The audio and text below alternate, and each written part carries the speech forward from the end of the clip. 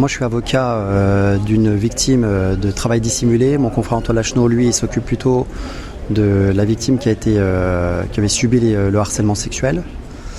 Le délibéré vient d'être rendu et c'est une victoire totale. Jean-Marc Morandini, en fait, est condamné sur le volet harcèlement sexuel et sur le volet du travail dissimulé à l'égard de toutes les victimes. Donc c'est une victoire totale. Les peines sont assez lourdes pour lui et il est reconnu coupable donc des 2 infractions pénales, et c'est donc intéressant pour montrer que chaque personne qui a des pouvoirs a des obligations et des devoirs concernant des personnes qui, notamment dans le cadre de ces castings, se prévaloir de précaution, de délicatesse, et puis surtout de respect par rapport à ces jeunes qui viennent pour passer un casting et qui n'ont pas à être abusés de cette façon. Donc là concrètement, qu'est-ce qui va se passer? Est-ce qu'il va partir directement en prison? Est-ce qu'il va faire appel? Et toi, qu'est-ce que tu comptes faire pour la suite par rapport à cette affaire? Alors dans ce dossier, d'abord, il faut savoir que quand on a une peine en dessous de 2 ans d'emprisonnement, une peine est aménageable.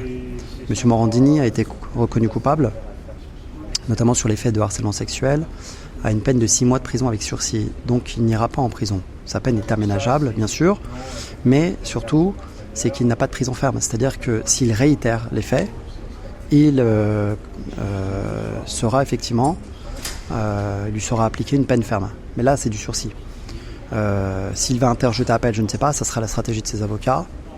En général, la Cour d'appel de Paris est beaucoup plus sévère sur ces faits de harcèlement sexuel et sur le travail dissimulé. Donc c'est la stratégie du prévenu, mais c'est la stratégie, c'est sa stratégie et pas la mienne.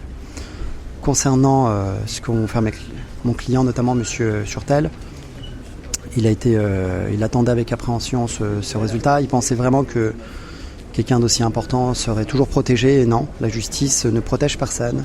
La justice est impartiale. Et avec mes confrères, on a fait un travail très sérieux, très rigoureux pour montrer que nos clients sont effectivement victimes des faits qu'ils reprochaient.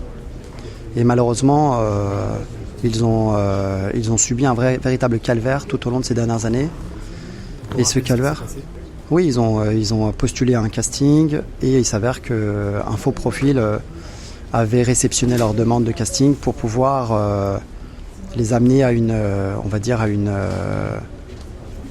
forme de série qui est en réalité un piège, qui était une forme de série pornographique sous peine déguisée pour assouvir les fantasmes de M. Morandini. Et ça a été vu et ça a été analysé, ça a été reconnu au sein de ce tribunal. Donc il n'y a aucun débat là-dessus, aucune discussion. Et donc mes clients, avec ceux de M. Lachenot, ont été extrêmement satisfaits de voir que leur parole a été écoutée et entendue.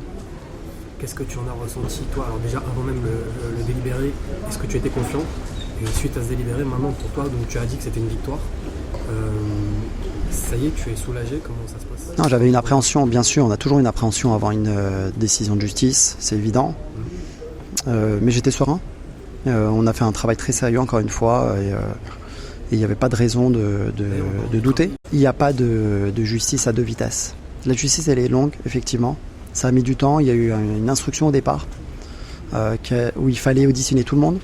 Il y avait de la frustration parce qu'avec le temps, on avait parfois l'impression que l'instruction tardait. La presse a joué son rôle aussi parce que c'est quand même le 4e pouvoir et qu'elle a aussi informé les citoyens pour montrer les comportements douteux de certains. Même si Morandini est toujours resté à l'antenne jusqu'à... Mais ça, c'est la décision du groupe Canal+. Ça, c'est la décision de M. Bolloré. Ça va changer quelque chose dans Je ne sais pas. C'est M. Bolloré, c'est M. Maxime Saada, M. Gilles, M. Brice-Verret, Gérald Brice-Verret qui ont la décision. Moi, je ne suis pas ici un coupeur de tête, quoi que ce soit. Chacun devra prendre les décisions selon son âme et sa conscience. Je constate simplement que M. Morandini a été condamné en décembre dernier.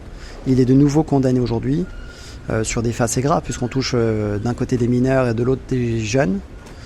Le harcèlement sexuel avec de la manipulation, de la contrainte, c'est quand même pas rien. Et nous avons les idoles qu'on mérite à notre époque.